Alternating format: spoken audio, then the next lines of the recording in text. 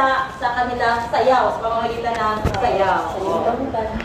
Okay, so at least, di ba, kung kanina na medyo sa day 1, day 2, kamurag luya-luya pa ilang mga estudyante, kaabot sa 4 o 5, ning arangkado. Ayaw na. Sabi nga lang, bakit ba na mga bata dito, ma'am, na iba't kayo nila yung Mga sayaw-sayaw, o depende kasi, di ba, sabi ko, depende sa inyong mga mag-aaral. Next sa inyo, inyo kadagan po.